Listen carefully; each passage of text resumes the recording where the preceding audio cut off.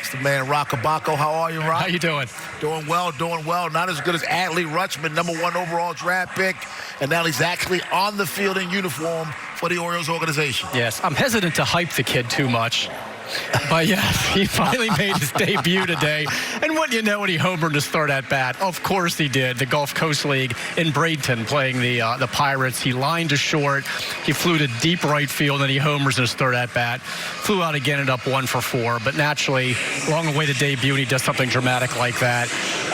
His schedule has been adjusted so many times because he came down with, we were told, a mild case of mononucleosis. I think they also wanted to kind of rest the shoulder and elbow a little bit as well after a long season catching, so they kept pushing him back. Finally made the debut today. It sounds like he's going to stay in Florida for the week instead of just playing 1 or 2 games. He was DH today. He might play some first. He may catch a couple, but it looks like next weekend is when he'll arrive in Aberdeen, which is the long-awaited kind of Maryland debut that everybody's waiting for to see him. And then he will stay with the Ironbirds, and then there's a chance he'll end up at Delmarva for the South Atlantic League playoffs. But it's, one step at a time. It's certainly impressive today with that home run. And it looks like next weekend is when we'll see him in Aberdeen. Now, I'm sure you'll have the exact date that he's going to be in Aberdeen, because I can only imagine once you post that, yes, it's going to be sold out up there in Harford County. Tickets will be sold, and maybe Cal Ripken Jr. will make an appearance because it is Aberdeen. That would be a big deal as well. Yeah, this guy's the real deal. I mean, it looks to be the real deal. We don't know whether he is. We don't know. But, I talked to people just when he was working out in Sarasota before he even started playing in games, like Scott McGregor was watching him and said, just watch him take BP and catching bullpen sessions. He goes, man, this kid is impressive. He just looks like the real deal. Now you keep your fingers crossed that he stays healthy, obviously. From maybe the next Orioles catcher to one of the guys who's the current Oriole catcher, Chance Sisco. We said it before, feels like 109 degrees out there on that field. And before the game, manager Brandon Howe was talking about Sisco dealing with the heat. Yeah, and Brandon would know because he's a former catcher, and he was recounting, it may have been his first professional game in the minors in the Gulf Coast League. He said he was playing in Sarasota. About the 5th inning, started to get woozy and had to come out of the game. So he can relate. He's a West Coast kid playing in the heat in Florida. Sisco, he noticed by the 8th inning, he said Chance's face was beet red. He didn't look good running a ground ball on to first base, and that's when they got him out for the 9th inning. So he gave him a long talk today. Besides the obvious, hey, stay hydrated, he gave the opposite advice that a manager normally gives a player.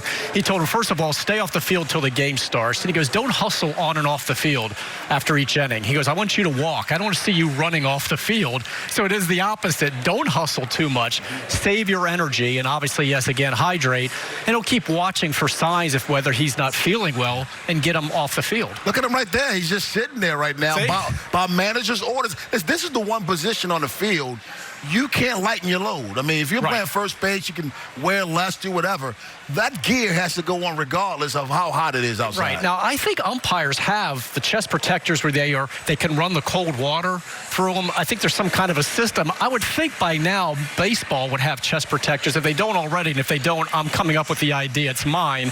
We could run ice water through the chest protector, the shin guards, the mask, the cup. I don't care what. I'd have ice water running all through me to try and make it through 9 innings. Well, you and Rick Dempsey have ice water running through your veins. There is that. Orioles with more roster moves today.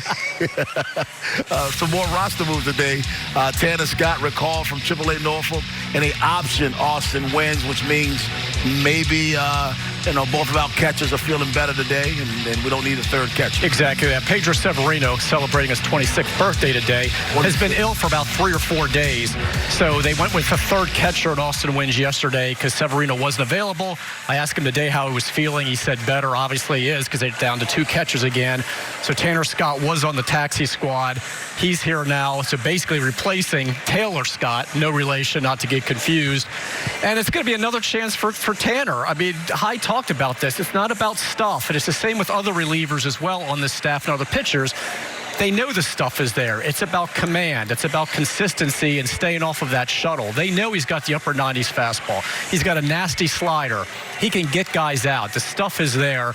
It's just being consistent and locating home plate, not walking too many guys, which he's been prone to do. And he certainly wants to stay off that shuttle. He's going to have another opportunity. There's going to have to be a roster move made Tuesday. Dylan Bundy's coming off the IL to start in Arizona. That would give them 5 starters again, the way they're set up right now. So we're assuming they should always be careful about assuming that they're going to remove a reliever. Tanner Scott does not want to be the guy that has to go back down. So this is an opportunity for him again to show that he can stay.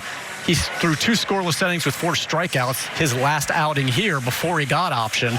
Again, they know the stuff is there, but it's got to be the consistency. You know, if Roch is not tweeting, he's posting. Thanks a lot, Roch, on MASNsports.com.